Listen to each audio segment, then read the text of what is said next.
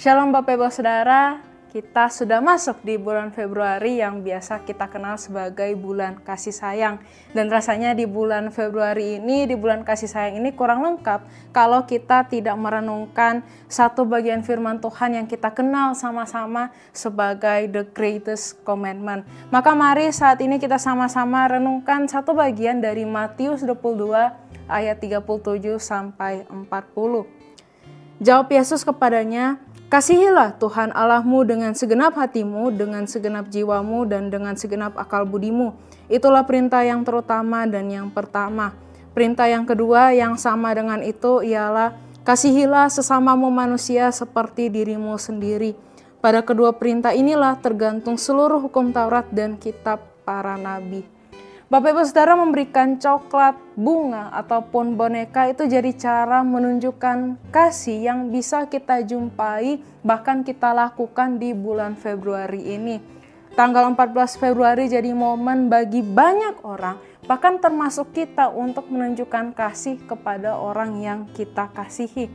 Mungkin kita pun sudah mempersiapkan coklat ataupun hadiah lainnya untuk orang-orang yang kita kasihi.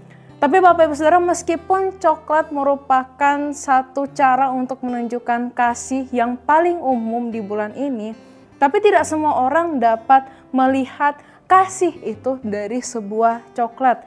Misalnya saja, makin kita kenal seseorang, kita tahu kalau dia tidak bisa makan coklat, mungkin karena alasan kesehatan. Maka dia tidak mungkin bisa menikmati coklat itu, walaupun kita memberikannya kepadanya. Maka Bapak Saudara, makin kita kenal seseorang, makin kita tahu apa yang dia sukai dan apa yang tidak dia sukai.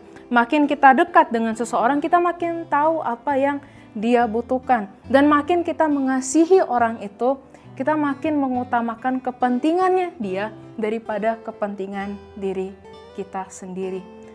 Bapak Ibu Saudara, cara terbaik untuk mengasihi seseorang adalah dengan mengasihi Allah. Ketika orang Farisi bertanya kepada Yesus tentang hukum yang terutama, Yesus membukanya dengan mengatakan supaya mereka mengasihi Allah dengan seluruh hidup mereka, dengan segenap hati, dengan segenap jiwa, dan dengan segenap akal budi.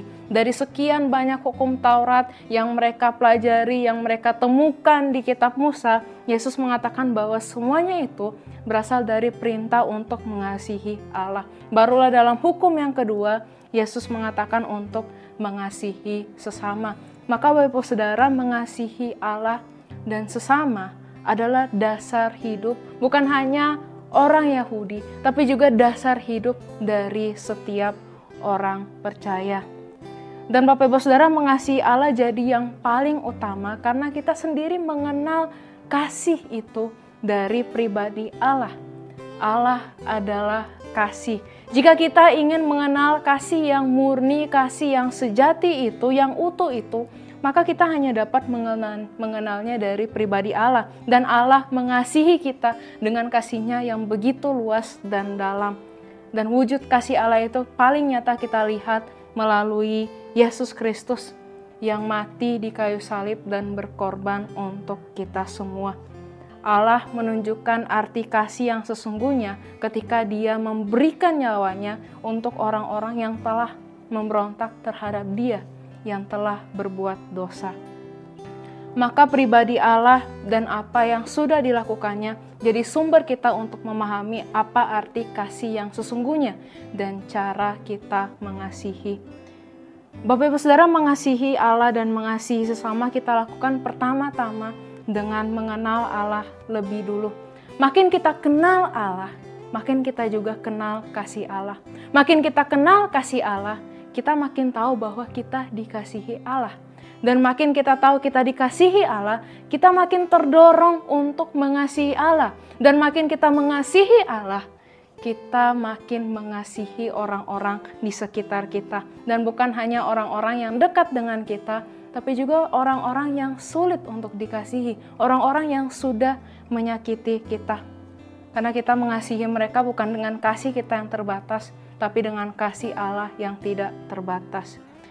Maka Bapak Ibu Saudara, biarlah hidup kita sungguh-sungguh mengenal Allah dan kasih-Nya lebih dulu, supaya kita pun mampu menghidupi perintah Allah bagi kita semua, Kita tidak hanya mengasihi Allah dan mengasihi sesama, tidak hanya di bulan penuh kasih sayang ini, tapi juga di bulan-bulan berikutnya, bahkan setiap harinya, sehingga hidup kita pun memancarkan kasih Allah.